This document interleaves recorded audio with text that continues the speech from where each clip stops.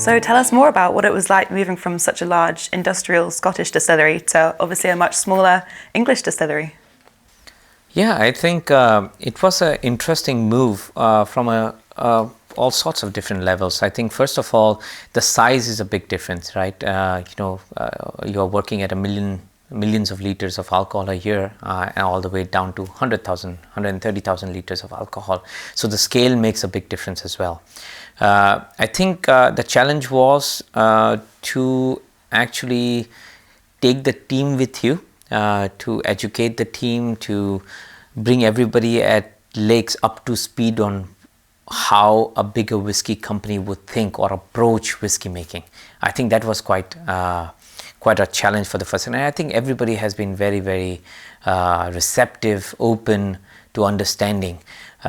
It's always about taking the best from what the bigger distilleries do and applying it to something on a smaller scale, and it can be possible. So if you look around our distillery, whether it's our distillation process or the way we have our warehouses set up, the maturation process, or even our blending lab, the whiskey studio, they are all pretty much the same standard as any big Scotch whiskey distillery, but on a much more smaller scale.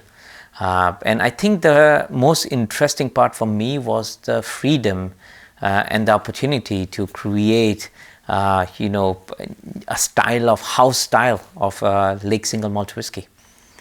It's quite unusual for somebody to have end-to-end control of the entire whiskey making process. Just tell us more about what that's like. Yeah, I think I'm very fortunate to have the complete control is probably not the most appropriate word, but a holistic approach to making whiskey.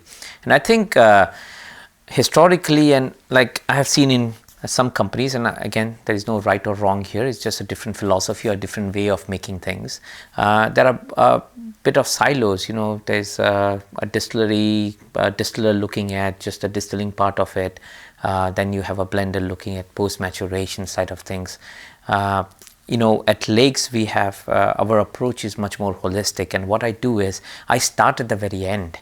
I start at what whiskey I'm trying to create, what is my vision, what the house style I'm trying to create, and actually I'm working backwards. So then I start working on, okay, what flavors do I need, what character do I need for my whiskey coming out in the future, and then I look at different casks that are going to give me those characters and flavor profiles and nuances that I'm looking for, and then I work backwards and create a new make spirit that can be robust enough to handle the cask maturation of sherry cask, whether it's Spanish oak or French oak or American oak, and then try to figure out what characters I want the new mix spirit to have, whether it's the esters, whether it's the creamy texture, and then I work on those. So actually it works out very well, because when I have the complete oversight of the process all the way from raw materials till bottling, that gives me end-to-end control, where I can focus on each and every small area that is responsible for creation of flavor. So that whiskey, from my perspective, is an additive process. So you add and create flavors, you modify flavors throughout the process, whether it's from raw materials, it's mashing process, your fermentation, distillation, maturation, or blending. But when you have that oversight and your approach is much more holistic, you can actually take care of the flavors that are created in early stages and nurture it all the way till the end. Tell us about a typical day in the life of the Lakes whiskey maker.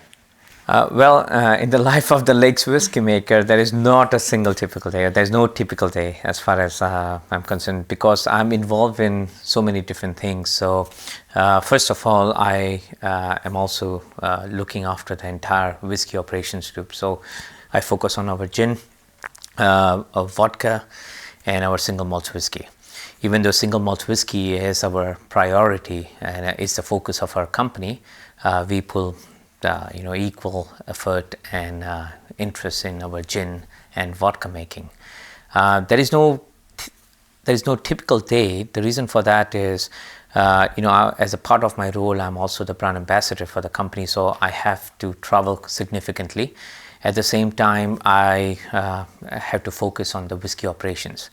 Now, it all depends. I think the first thing I do every day is nosing my whiskey. So my mornings are pretty much blocked in for cask assessments. So that's when I do my blending, because I always find it very useful to blend it before lunchtime. So I start quite early and then just go on to the blending.